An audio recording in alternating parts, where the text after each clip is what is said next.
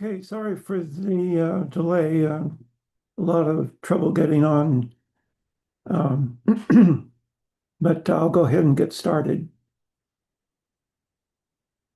So today we're going to discuss um, the analysis of count data. And so I'm going to do a little bit of discussion of regression in general, other types of regression. Then we're going to look at Poisson regression, specifically for count data. We'll look at negative binomial regression, which is also for count data, and then what we call zero-inflated Poisson regression. And then finally, we'll end up with hurdle models and then some comments. So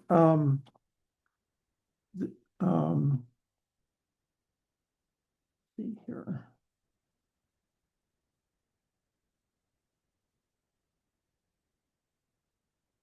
Okay, let's try it now. All right. Okay. So the statistical analysis that we do is dependent on the type of data that, well, not entirely, but the type of data will determine the particular statistical analysis. So we have what's called continuous data, which is also referred to as interval data. And by that, we mean that the distance between units is the same. So 1 inch to 2 inches is the same distance as 35 inches is to 36 inches. For ordinal data, the categories are ordered. That is, there's a ascending or descending order to them, but the distance between the categories is not particularly defined, or if it's defined, it's defined, it's not defined numerically. And then we have categorical or nominal data. So like gender, race, those would be examples of categorical data. And then time to event data or survival analysis, where we have actually two outcomes, an event, and then the time to the event. And then what we're going to focus on today is counts. And so, for example, we might want to count infections during a hospital stay or cardiovascular events that occur. And typically these counts are within some exposure time. The exposure time might be the same for all patients. So say infections within a 3-month period. In other instances, the exposure time might be different for each patient. So our typical linear regression model, where we have, say, just one independent variable, or we can do multiple linear regression, where we have multiple independent variables represented by X. And the B's or the betas are the regression coefficients, which in linear regression is the idea of a change in the outcome in the dependent variable Y related to 1 unit change in the independent variables or the X variables. Logistic regression is really analogous to that, except our outcome is the log of the probability of the event divided by 1 minus the probability of the event. We refer to that as the logit. We can also do ordered logistic regression, where we have an ordinal outcome, or multinomial logistic regression. And in both cases, where the ordered logistic and multinomial logistic, one of the outcomes is a comparison category. So if we have ordered logistic regression that are ordered from, say, 1, 2, 3, 4, then typically 1 is going to be our comparison category. And we'll see that as an example as I go on here. So in parametric statistics, which all of these that I went over are, we have some theoretical distribution that is used to model the outcome, like the mean or some particular statistic. And the distribution is defined by at least one of three parameters: central tendency, which is the mean, the median, or the mode; dispersion, which is variance or standard deviation; and then its shape, which refers to skewness. Skewness is defined in relationship to the primary distribution that we're going to use, or that is used, as the normal distribution. And so a normal distribution is defined by its mean and standard deviation. And you can see that in the formula below the graph, where you have x as a particular value in the distribution minus the mean of the distribution. And so in a normal distribution, the mean, the median, the mode are all equal, where the curve has zero slope. And then at the inflection points, either on either side of the distribution, that is where the curve changes from concave to convex, or vice versa. That's one standard deviation from the mean. And then two standard deviations out from the mean, we have 95% of the area. And so that's where you get the idea of p-values being less than 0.05. That is, they're outside of the two standard deviation area, either plus or minus. So in the Poisson regression, the data are counts. And so we can have counts that of events that could occur more than once for a patient, or they could not occur at all for an individual patient. And as I mentioned before, there's usually some exposure time frame related to Poisson regression. So a Poisson regression is defined by the mean and variance. And to be a Poisson distribution, the mean equals the variance. We refer to this as equidispersion. If the mean doesn't equal the variance, then the distribution is skewed in either to the left or to the right. In the Poisson distribution, or in count data, as the counts increase, then the distribution tends to look like a normal distribution. So if the counts get large, say even around 20 or 30, we're going to analyze that data as normally distributed or as continuous. So probably the classic example is heart rate, which is a count. However, the values of heart rate are large, 50, 60, 70, 80, or in that area. If you have a heart rate that's 10 or less, then obviously the person is in deep trouble. But so, for example, if you have a study where you're comparing different exercise programs, and one of the outcomes you want to measure is heart rate, then typically we're going to use the normal distribution, or analyze it as continuous rather than as Poisson distributed. So here's some plots of different Poisson distributions with different means. And so as you can see, as the mean gets large, or the number gets large, it begins to look like a normal distribution. Lambda is the mean of the distributions here. So in the actual real life data, often the variance is greater than the mean. And then we refer to the distribution as over-dispersed. And if that's the case, then we're going to use negative binomial regression to adjust for the over-dispersion. And as we'll see in some examples, that I have here, negative binomial regression, adds a parameter to the model to adjust for the overdispersion. We can also have a distribution that's underdispersed. That is where the variance is smaller than the mean. I can't ever recall seeing any medical data that's underdispersed, and we're going to focus on data that is overdispersed. But as I'll mention later, if the data is underdispersed, then we're not going to be able to use either the Poisson or the negative binomial regression.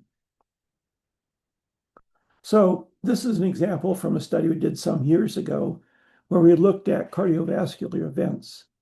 In particular, we're going to look at stroke in hypertensive patients. And so hypertension is categorized into stages, stage 1, 2, or 3, and then the definition of blood pressure. And in this study, we had over 6,000 patients, nearly 1,300 events, and then a total follow-up in patient years of almost 25,000 patient years in this case. So our data looks like this if we were to look at an Excel spreadsheet, for example. So we have the diastolic and systolic blood pressures. We have gender, race, age. The years here is our follow-up data. So you can see that in this case, we have different exposure times for each patient. And then the outcome that we're going to look at here is stroke. So that's either 1 or 0, you had a stroke or not. And so as long as it's a non-fatal stroke, then a patient might have more than one stroke over the course of their follow-up. So our regression model in this case is going to look like this. So we're going to model stroke as a function of stage, age, sex, and race. And you might look at this and say, okay, well, where's stage 1? Well, remember that when we have categorical variables, where one of the categories is the comparison stage. So basically our model here with stage 2 and 3, stage 1 is going to be the comparison stage. And then in terms of race, we have white and black. So there's a third category of race, which in this case was other.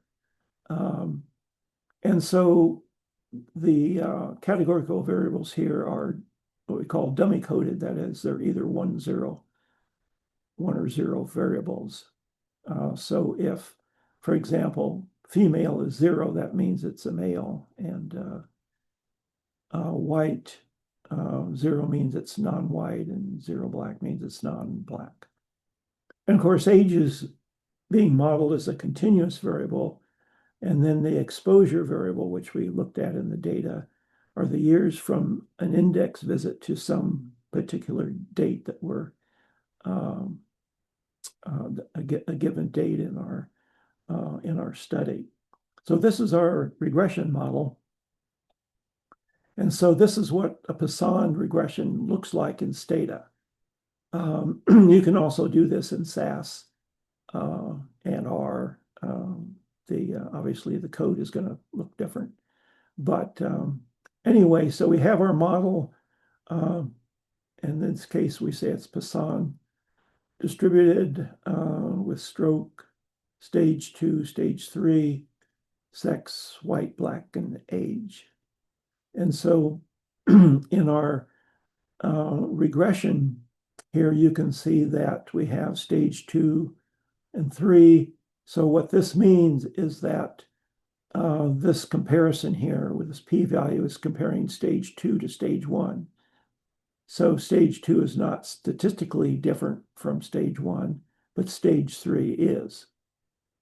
And then the same thing from female here. This is not statistically significant. So that tells us or indicates to us that males and females are not statistically different.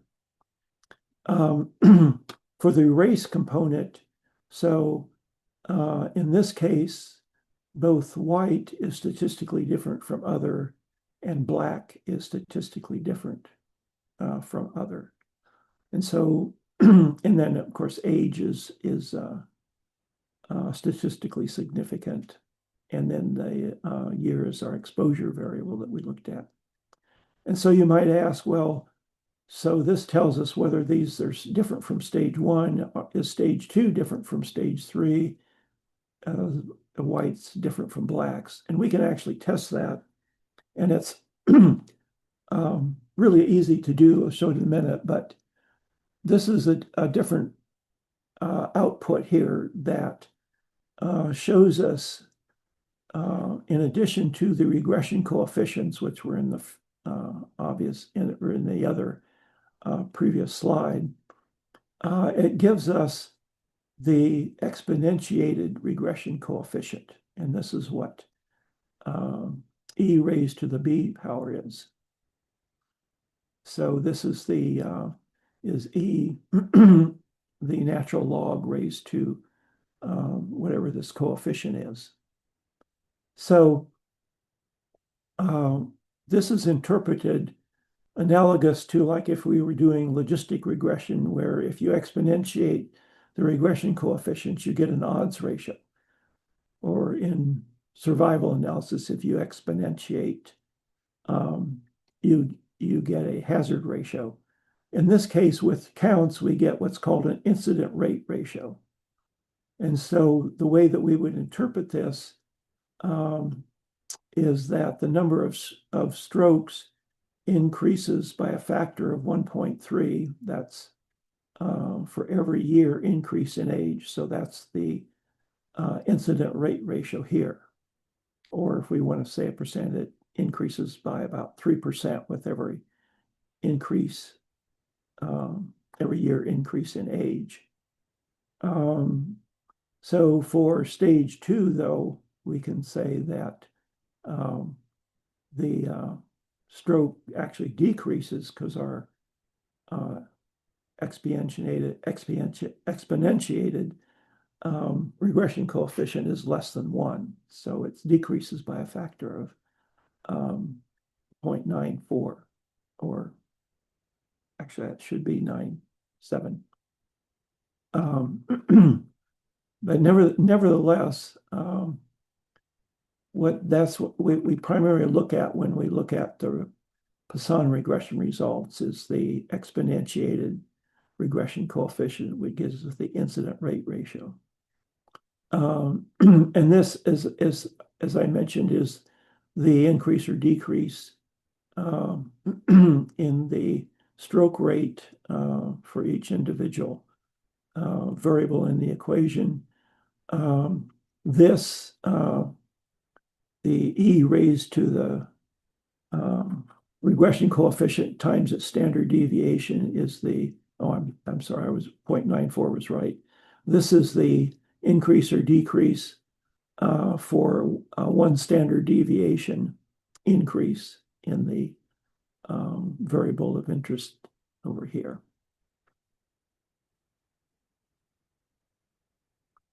So as I mentioned before, we would probably want to know, we know that stage 2 is not significantly different from stage 1, but stage 3 is.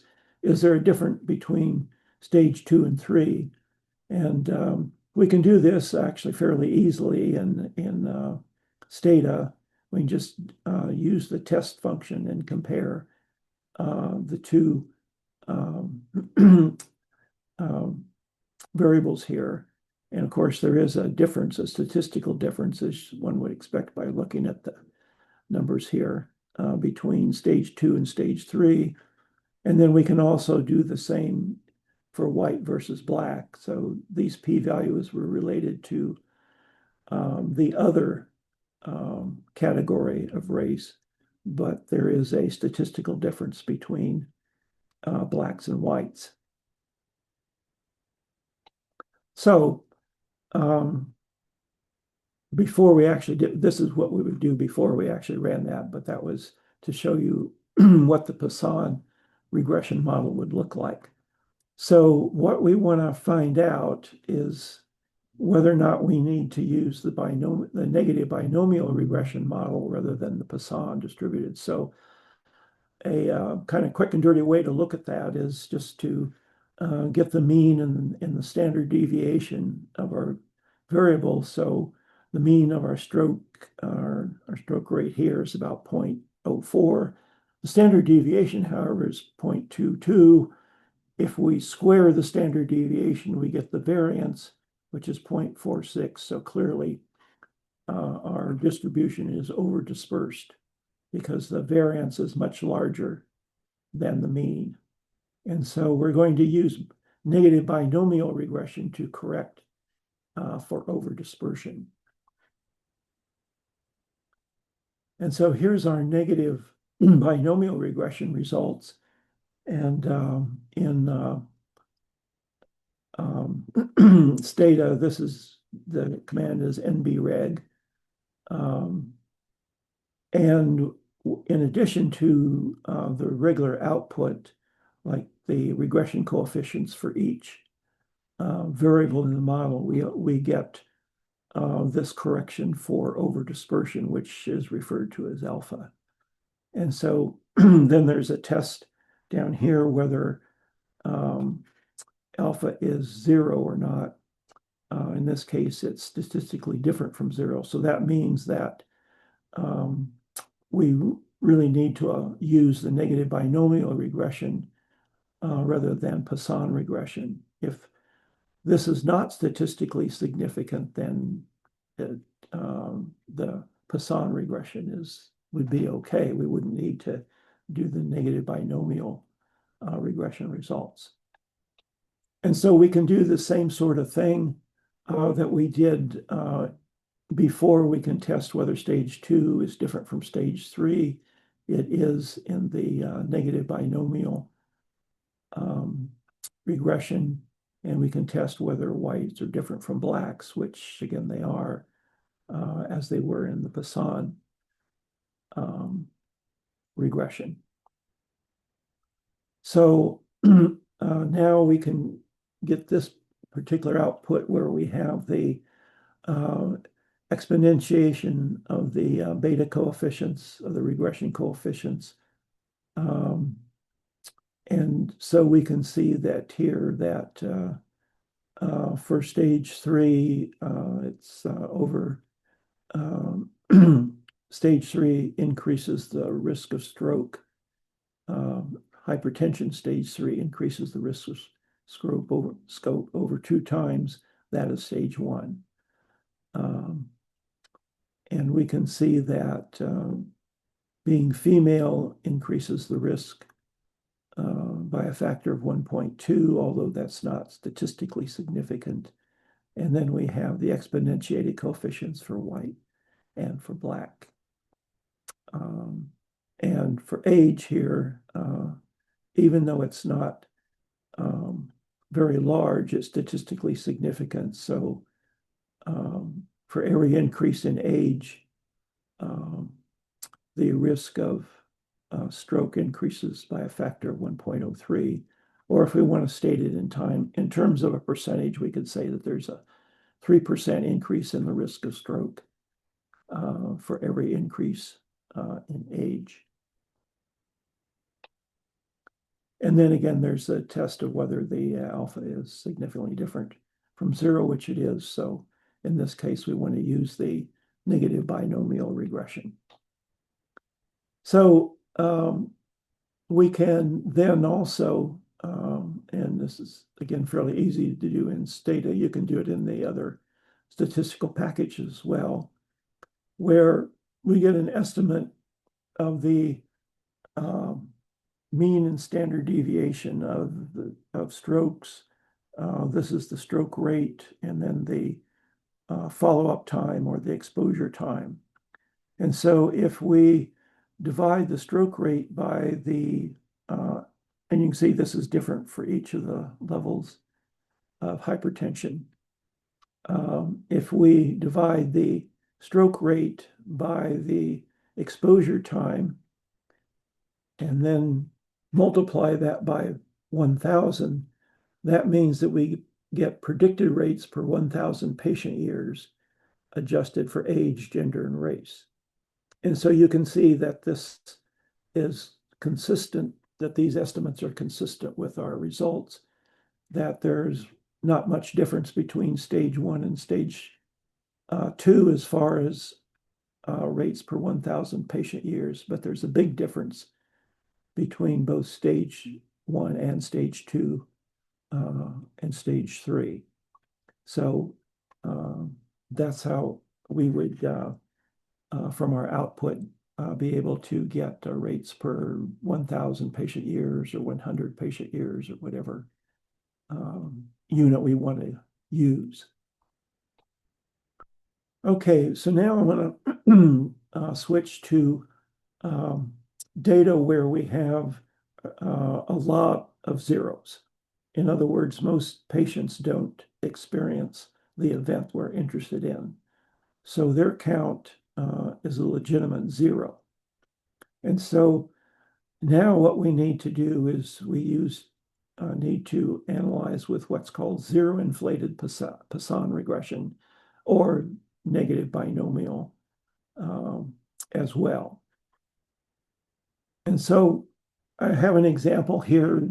It's sort of made up as far as the events here, but the database is real. So we have ventricular arrhythmia in hypertrophic cardiomyopathy patients. And so you can see that nearly 99% of the patients had no event, and only 34 patients had event. 18 had 1 event, 9 had 2 events, 4 had 3 events, and 3 had 4 events.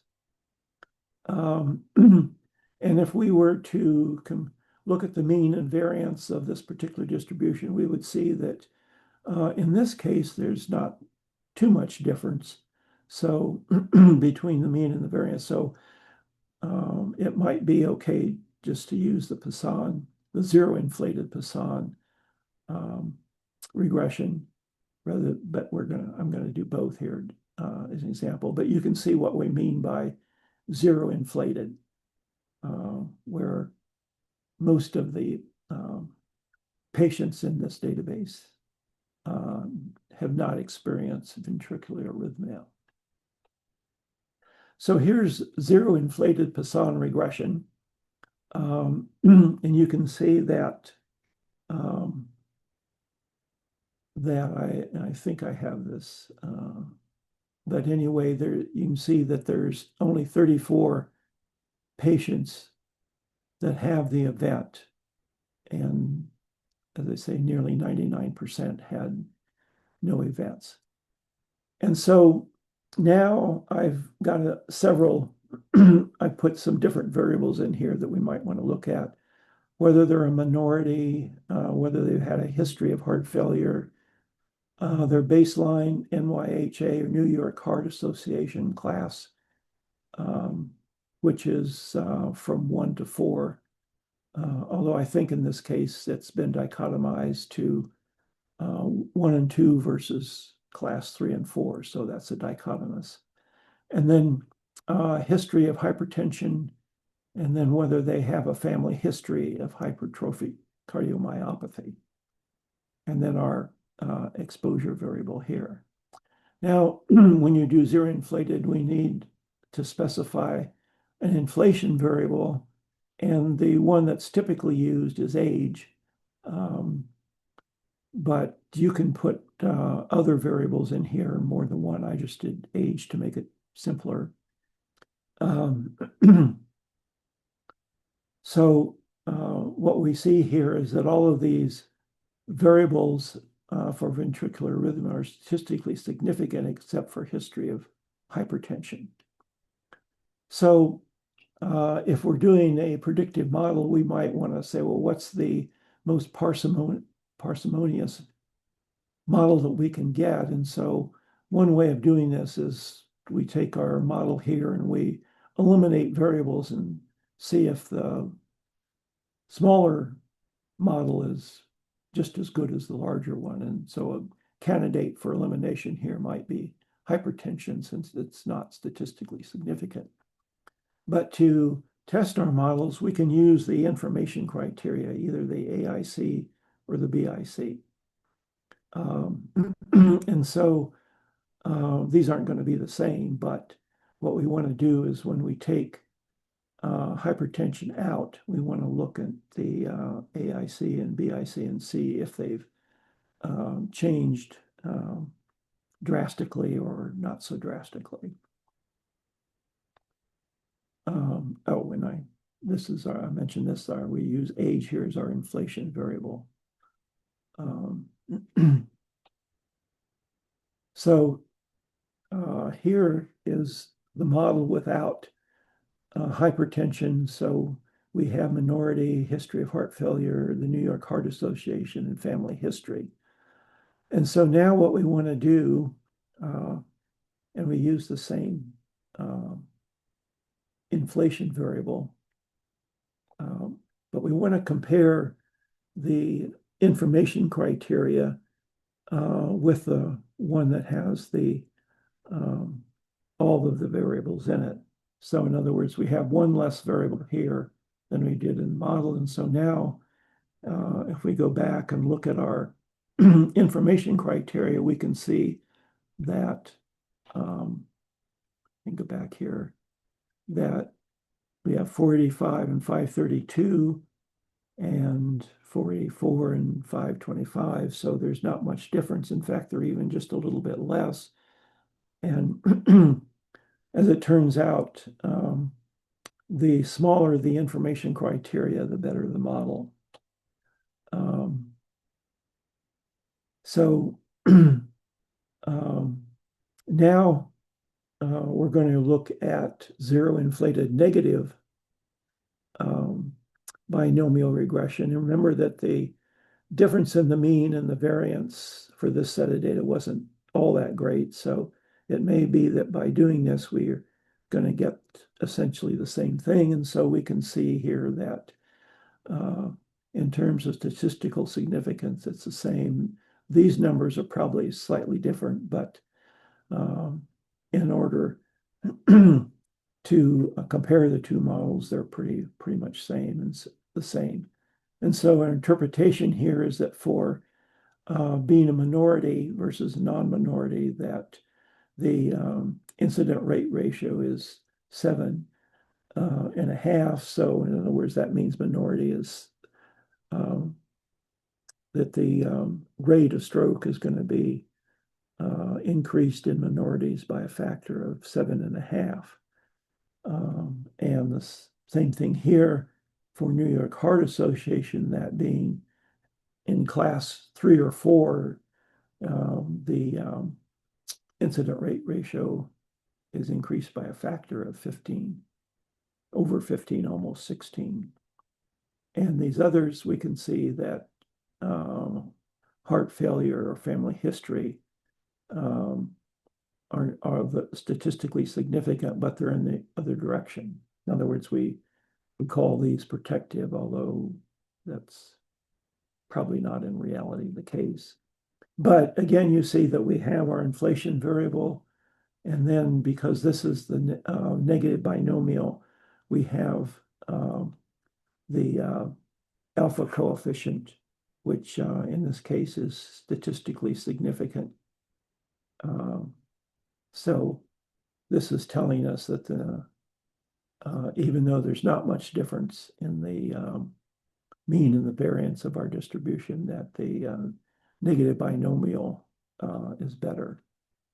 And so, and we could look at the information criteria as well.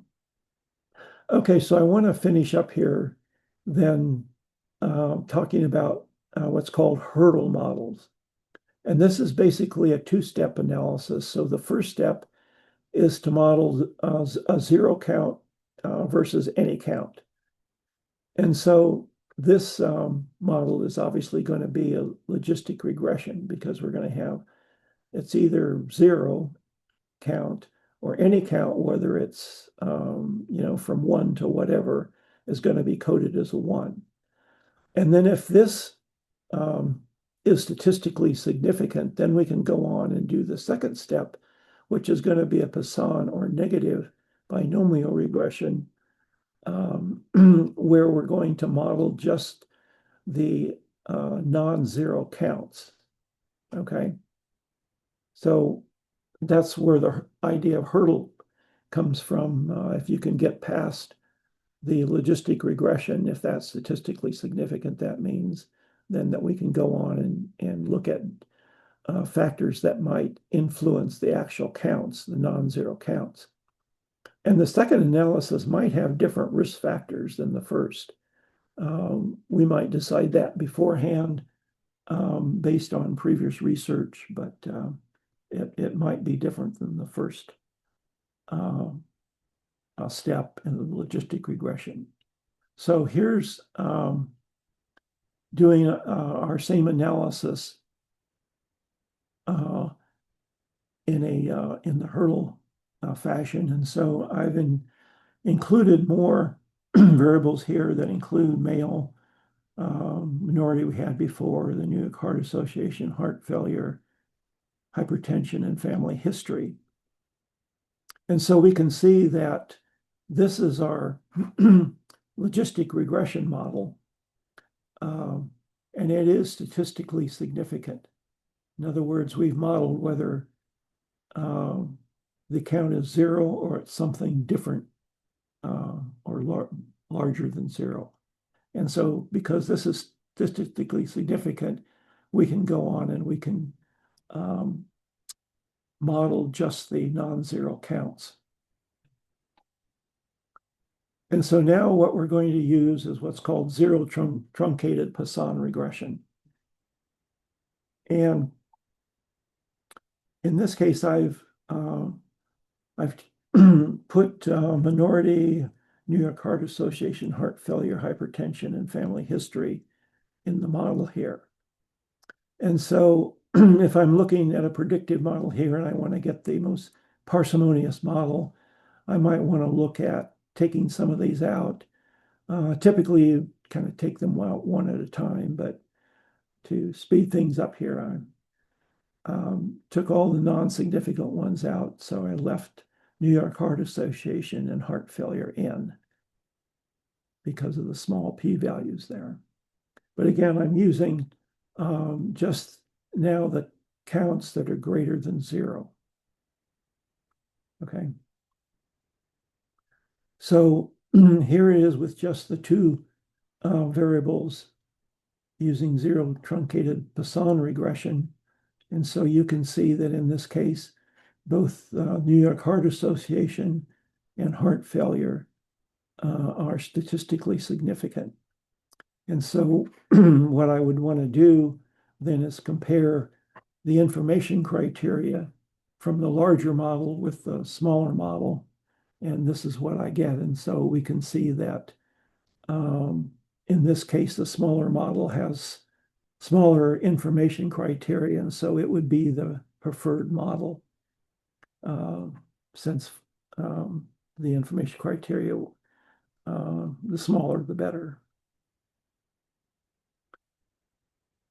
And then here is the same analysis with negative binomial regression, which we could test and see if that's, I haven't shown that here, but we can see that in this case that the AIC and the BIC, the information criteria, are fairly similar to the Poisson regression.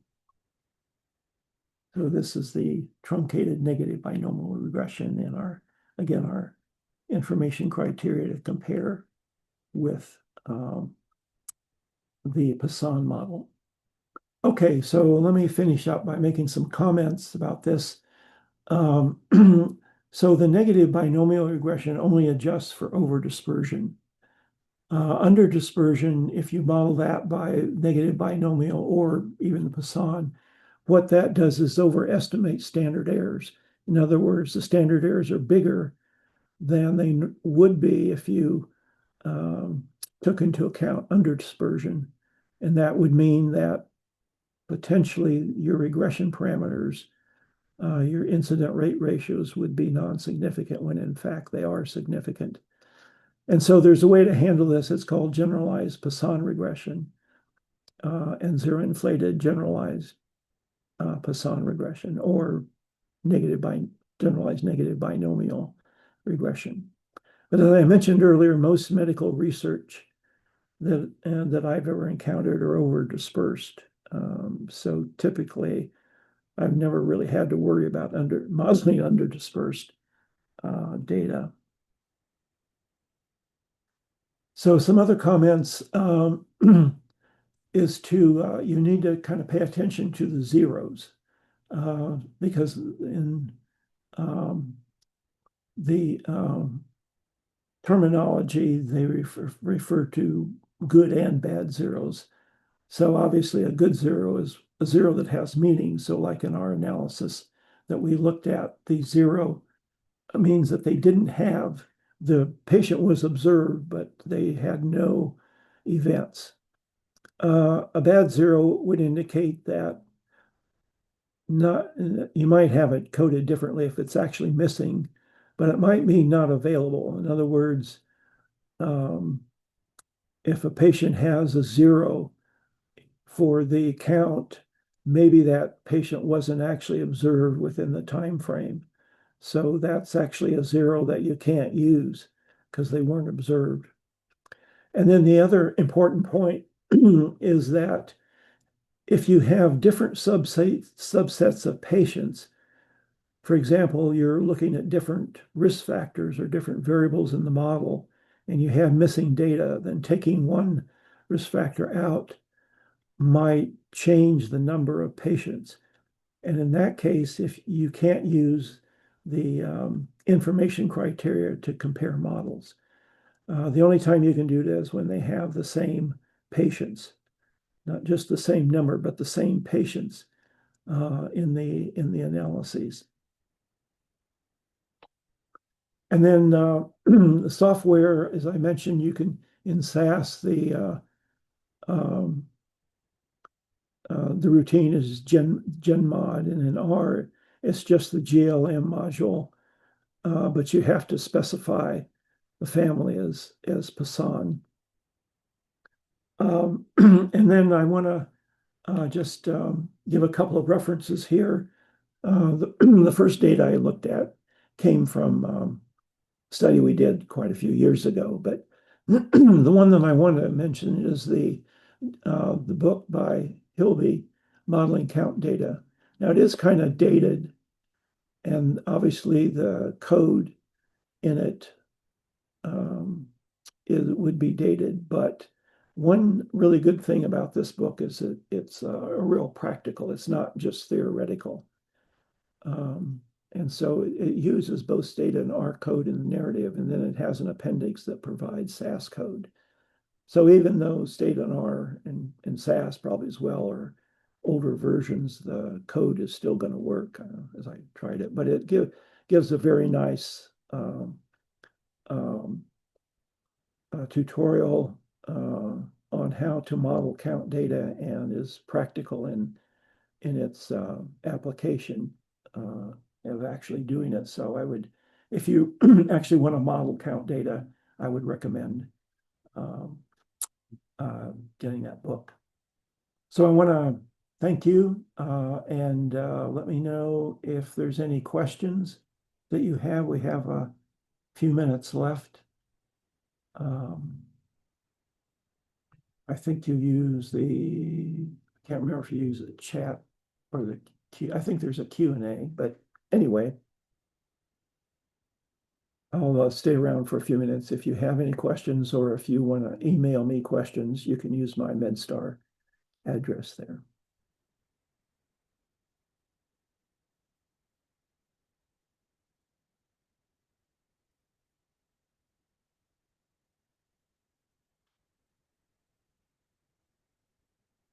Okay, thank you.